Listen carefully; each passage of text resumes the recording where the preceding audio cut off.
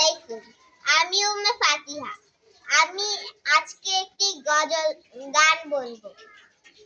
একদিন ছুটি হবে, অনেক দূরে যাব, নীল আকাশের সবুজ ঘাসে খুশিতে হারাবো, পাখি হয়ে উড়বো, ফুল হয়ে ফুটবো, নীল আকাশের সবুজ ঘাসে খুশিতে হারাবো।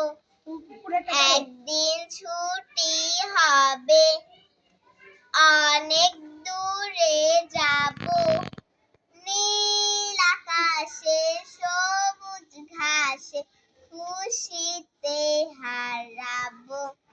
আমি দেখি কি হয়েছে।